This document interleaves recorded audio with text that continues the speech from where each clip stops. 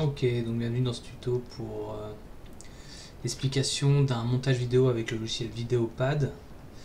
Donc avec pour objectif d'atteindre un rendu par exemple comme celui que je vais vous montrer là tout de suite. Tac, voilà. Ici on voit donc avec une introduction, des écritures. J'étais dans une banque, je travaillais Voilà, dans une... avec un cadrage particulier. L'idée c'est de peut-être aussi voilà, modifier les cadrages pour donner une petite dynamique à celui qui visionne et comment ça s'appelle, un générique de fin avec un appel à l'action, voilà, vers le site web. Donc comment faire ça? Eh bien c'est très simple, on va donc ouvrir dans un premier temps donc le logiciel Vidéopad dans lequel on va importer les différents éléments dont on a besoin. Donc là en l'occurrence j'ai amené donc un fichier son, on va faire le témoignage de Jean-Luc, et un fichier vidéo. Donc j'ai déjà d'autres montages qui ont été faits sur ce même dossier, on va dire Vidéopad, donc qu'on retrouve en fait dans différents onglets ici. Donc il faut savoir qu'on peut avec un même projet plusieurs vidéos. Donc là on va reprendre une nouvelle séquence avec Jean-Luc et je vais vous montrer donc comment faire pour par exemple synchroniser la bande son avec avec la bande son existante et comment rajouter les différents éléments autour. Alors dans un premier temps voilà, on va rajouter simplement glisser-coller la vidéo. Donc là on a un son, si je l'écoute, si je fais une lecture, voilà. Moi je vais recouper tout au montage, je t'enverrai la vidéo pour que tu la valides. Et si tu veux pas qu'on la... Voilà, on entend que là on a le son en fait de la vidéo qui n'est pas bon. Donc ce que je vais faire c'est que ce que je souhaite faire c'est rajouter le fichier audio du micro. Qui lui, alors si lui je coupe par exemple ce son là et j'écoute. Voilà. Comme ça, calme.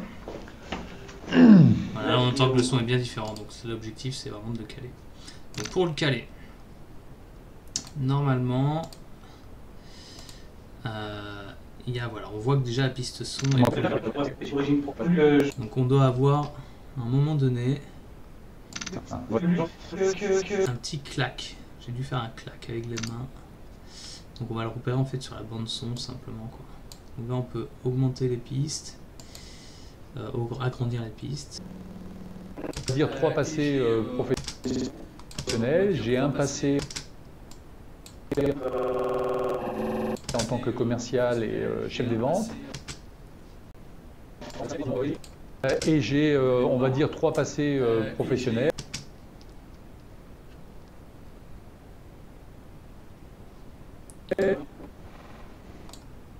J'ai un passé en tant que commercial et chef des ventes. J'ai un passé d'animateur, de consultant. Là on voit qu'on est calé. Donc à ce moment-là, je découpe, je supprime la bande son du départ. Et là, je vais sceller les deux. Regrouper les clips sélectionnés. Tac. Pour que voilà, il ne fasse plus qu'un. Et que le décalage se fasse plus. À Angers, dans le Maine-et-Loire. Voilà, donc on voit que la et j'ai, on va dire, 3 passés professionnels. J'ai un... Donc ensuite, on va faire le découpage classique. Donc pour découper, on va ici, clic droit, séparer toutes les pistes. Hop, et ensuite, cliquer là. Ah. Alors quand on fait une erreur comme ça, il suffit de faire marche arrière. Là, ce que je vois, c'est déjà un problème. Ah voilà. Là c'est bon, il est bien sélectionné uniquement. Ah, même. Voilà, ok, alors on va considérer. On va le supprimer. Oui, bien sûr. Donc moi je m'appelle Jean-Guy, j'ai 5 ans. Bien sûr, oui, oui. Non, Oui, bien sûr. On va lui couper cette partie-là qui est pas utile, là, tac. Ensuite, Je m'appelle Jean-Guy, j'ai 55 ans. Je suis consultant. là c'est génial, c'est que lui, il fait pas tout d'erreur. Tac, donc là ensuite. Alors j'ai choisi l'image. Là pareil, j'ai une question, je la supprime, je peux la repérer facilement. La pédagogie, il y a quelques années de ce qu'elle est. Qu'est-ce que t'apporte aujourd'hui la PNL dans ton métier au quotidien? Tac, Ah, c'est pour permettre de trouver des solutions. ici.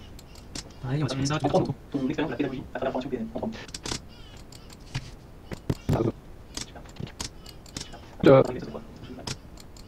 Ok. Sur 10 jours, vient d'être mise en place, donc moi ça me satisfait complètement et je pense que ça fait partie de mes prochaines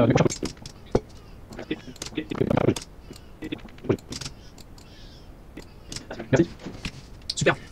Alors là, on a bien avancé, mais je vais tout de suite... Une fois la synchronisation et le coupage fait, ce qui est intéressant de faire, c'est de faire un effet en fait de cadrage, c'est-à-dire de faire des zooms successifs entre les différentes parties.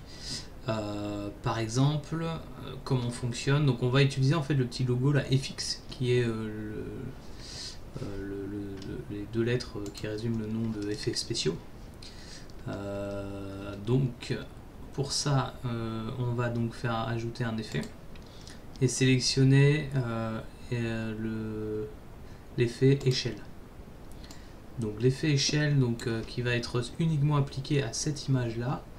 En fait, ça a la possibilité de diminuer ou rétrécir l'image. Donc là, bon, c'est pas très flagrant.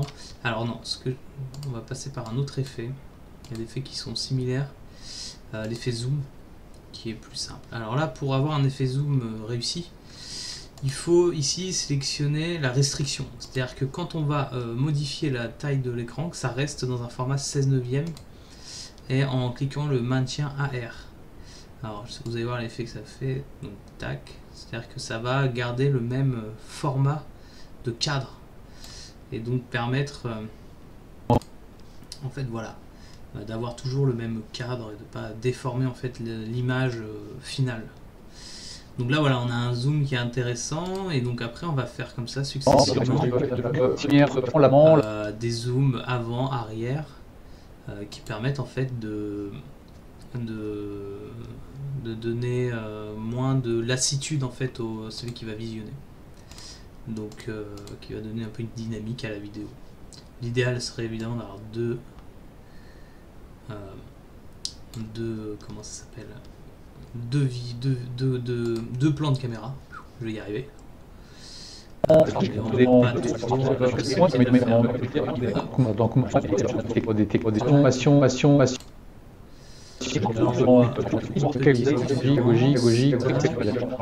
là on va revenir. On pourrait très bien laisser d'ailleurs le zoom arrière, mais le problème c'est qu'il y a vraiment une partie là qui est pas très bien cadrée. L'idée c'est d'avoir un 2/3, 1/3 que là on n'a pas, donc on va refaire un zoom, peut-être toujours de la même manière, assez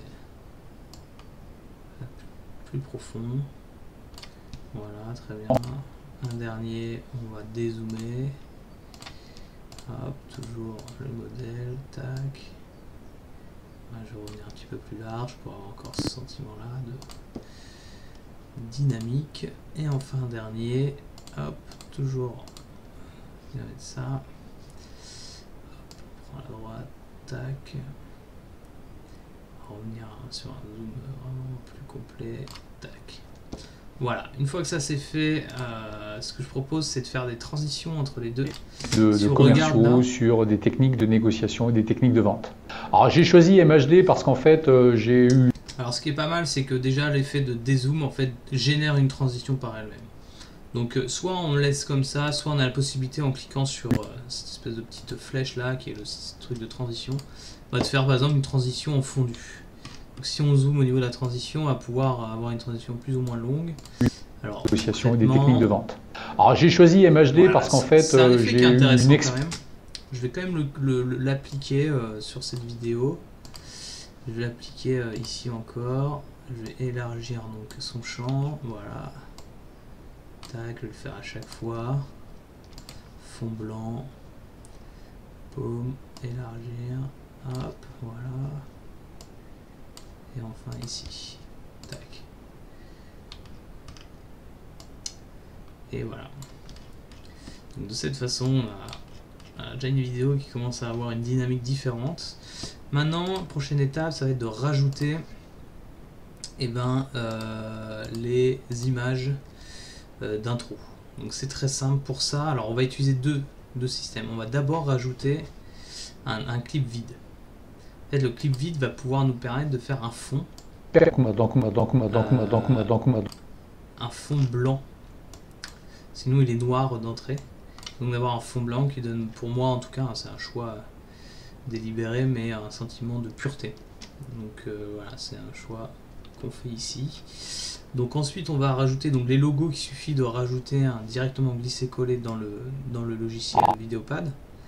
Et ensuite on vient le déposer sur la ligne du dessus, au-dessus de la vidéo. Voilà. Donc ça va, tac. Donc il va prendre ici, en l'occurrence, à la largeur. Donc le clip blanc, donc là on va voir, on va quand même lui donner une introduction assez longue. Tac. Donc là si je vais, donc voilà la vision. Là on a un problème évidemment de centrage du logo sur le fond blanc. Si je fais lecture, voilà, on voit que bon, on a un problème. Donc ici pour modifier en fait ça, on va faire un effet tout simplement. Donc on va modifier l'échelle du logo. Là c'est vraiment cet effet là, il est adapté pour les images. Voilà, là on a un logo, alors je vais le réduire encore un petit peu. Voilà. Et ensuite on va avoir un nouvel effet pour déplacer. Donc c'est l'effet position. Voilà, qu'on vient cumuler, et donc là on va pouvoir modifier l'image et donc le centrer en fait. On va faire ça un peu au doigt mouillé. Hein. Tac, voilà. Donc là voilà, on a le logo d'introduction. Ensuite l'idée c'est ici on va parler de l'école de PNL. Donc ce qui serait bien c'est d'amener en fait le logo de l'école de PNL. Alors ici je l'ai pas, donc c'est l'occasion de vous montrer comment on fait pour amener un autre logo. Donc là j'ouvre mon dossier, donc je vais aller dans hop, les logos MHD, tac. Ici je vais avoir quelque part, voilà, le logo école de PNL, tac, je le glisse, déposer ici, et je vais venir simplement l'ajouter là. Donc je vais pas le faire trop grand, donc là je vois que évidemment il est beaucoup trop grand sur l'image, hein. Si je fais une lecture, ça va pas du tout. Donc on va faire le même procédé, zoom, échelle, on va diminuer le logo, tac, on va voir un peu le résultat. Moi c'est pas mal comme ça, j'aime bien. Au niveau du centrage, il m'a l'air plutôt bien centré. Et enfin on va rajouter du texte. Donc ici pour ajouter du texte, on va donc cliquer sur ajouter du texte. Voilà, on a un texte vide. Alors en l'occurrence j'avais déjà créé. Alors oui, non, ce qu'il faut savoir c'est qu'un texte une fois créé, vous ne pouvez pas le dupliquer. Quoique, peut-être faire simplement un copier. Non. Il faudrait le dupliquer, je vois. Non, c'est pas possible. Donc, ce qui est bien, c'est de partir d'un texte vide.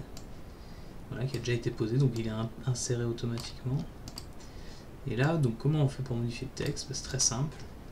On clique sur l'image texte, et c'est à cet endroit-là qu'on vient rajouter le texte. On clique dessus simplement, et voilà, on a une fenêtre qui s'ouvre. Donc là, en l'occurrence, on va mettre témoignage de Jean-Luc Willem. Ouais, faut pas que je me trompe dans son orthographe. Tac.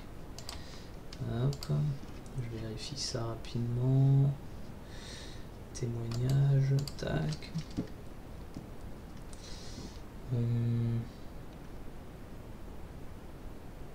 Praticien, c'est Willem avec un H. C'est bien, il n'y a pas de E à la fin. Donc je viens remodifier ça ici. Willem. Hop. Voilà. Formation, donc praticien PNL. Donc sur la formation, moi je l'aime. Là, je rajoute ça comme ça. Alors au niveau de la couleur du texte, ici on va pouvoir la modifier. En l'occurrence, alors voilà, on a un problème ici, c'est que pour enregistrer les codes, les RAL de la charte graphique d'MHD, on a un problème parce que je ne sais pas comment fonctionne, comment transcrire en fait un RAL qui est en général un chiffre et des lettres de 5 lettres, enfin de 5 combinaisons. Ici ça n'a absolument rien à voir, donc je viens chercher en fait une couleur hein, ici ou là directement dans le système qui me convient bien. Donc en l'occurrence c'est celle-ci qui est un peu par défaut, donc je la conserve. Voilà. Ensuite sur la formation praticien PNL, tac, donc je vois ici le résultat, témoignage de Jean Willem. Alors ça me semble, voilà, j'ai peut-être plutôt envie de faire un truc comme ça. Je vais plutôt faire formation praticien PNL, ouais. Je vais mettre ça en gras, voilà. Hop. peut-être augmenter un peu. Tac. Voilà, de cette manière. Ok. Bon, de cette façon, je me sens pas trop mal comme ça. Ici, je vais rajouter une transition. Alors, je peux revisionner ça. Donc là, je vois, ça enchaîne, école du PNL Paris, témoignage de Jean-Luc Willem. Donc moi, je m'appelle Jean-Luc Willem, j'ai 55 ans. On pourrait dire que c'est un petit peu rapide la transition, on n'a pas forcément le temps de lire, donc là je vais rajouter le texte, voilà, on peut le rallonger, tout simplement. Ok, ensuite un élément important, c'est on va rajouter le call to action, c'est-à-dire le bouton abonnez-vous. Donc là je l'ai chargé ici, je vais venir l'ajouter là. Et en fait je veux qu'il apparaisse sur toute la vidéo, donc je vais simplement comme ça et jusqu'au bout. Tac, sauf que si on regarde, évidemment là ça va pas du tout parce qu'il est beaucoup trop gros. Donc là on va utiliser encore un effet, toujours le même. On va utiliser l'échelle, qu'on va diminuer la taille du logo. Hop. Ouais, déjà balèze. Ok, et ensuite on va le déplacer. Positionner, moi je vais le positionner un peu en bas à gauche pour que ce soit visible. L'idéal c'est de le mettre au fond à droite quand même, parce que c'est là où le regard en fait va porter. Et le regard il va aller de gauche, d'en haut à gauche, et en diagonale directement vers la droite. Donc en faisant ça, on sait qu'on va à peu près, à un moment donné, il y aura l'œil qui va être attiré par là, et en même temps, on va pas faire trop la putaclic, comme on dit dans le jargon. Ok, c'est pas mal. Voilà, on va pas rajouter de logo puisqu'on a le logo MHD ici, ça nous suffit. On va pas mettre de la pub partout non plus. Ce qu'il nous faut, c'est rajouter à la fin le générique de fin. Générique de fin, là moi je l'ai déjà en fait. Utiliser un clip vide. Hop, je vais venir rajouter en fait le texte qui est déjà existant, que j'ai appelé, qu'on voit ici. Découvrir nos formations, hypnose, relation d'aide, coaching et PNL. MHD formation, voilà, ça c'est pas mal. Et derrière on peut rajouter aussi voilà, le logo avec l'intégralité des écoles, hein, qui vient un peu ouvrir, montrer qu'on a plusieurs écoles. Pour MHD, ouais, ça me semble pas mal du tout. J'ai même envie de proposer là carrément de faire un truc, c'est de supprimer, de couper en fait, de rogner. Je pense qu'on a moyen de faire un effet comme ça. Voilà, de rogner en fait une partie d'image. Qui par exemple l'école de français de coaching et MHD formation, là ça me semble un peu inutile. Voilà, on aurait une image un peu plus pure. Ouais, tac, ça c'est parfait pour moi. Enfin, voilà, je la garde comme ça. Et voilà. Donc, si prochain projet. Je vérifie. Alors j'entends qu'il y a un son. Il y a un parasite, il y a ma voix qui a un parasite à la fin. Bah, je vais la supprimer tout simplement. Tac. Voilà. Prochain projet. Voilà, voilà.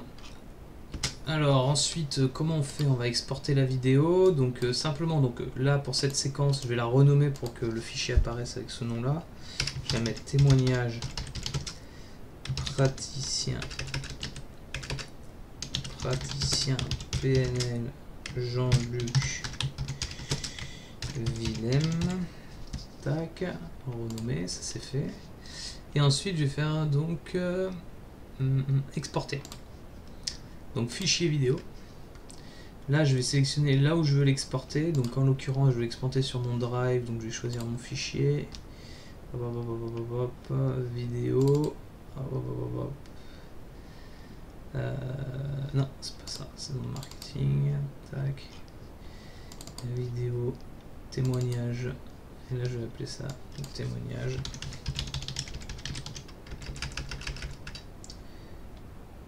Ouais, témoignage. Praticien PNL Jean-Luc Willem. Ok. Et là, donc, je sélectionne le fichier et je vais sélectionner le mode. Donc 1920 fois la résolution, YouTube 1080p. C'est la plus haute définition. La fréquence d'image 29 ça suffit largement parce qu'on va pas aller chercher.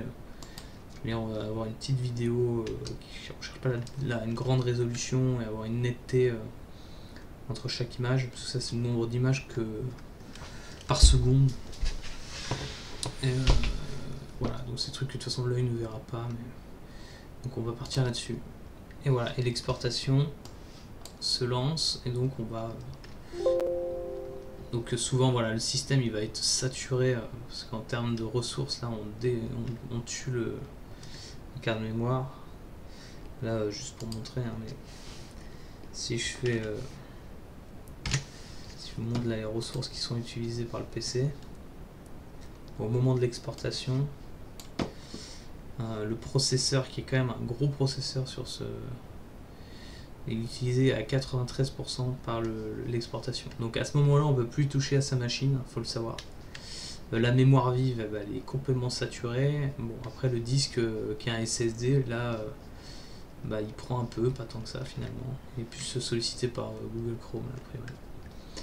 Donc voilà, il faut savoir qu'il faut quand même avoir un processeur assez puissant pour pouvoir faire du montage vidéo. On peut être vite limité en fait. Voilà. Donc prochaine vidéo, on va montrer comment mettre sur YouTube la vidéo et comment en fait configurer la vidéo correctement et ajouter une miniature. A tout de suite.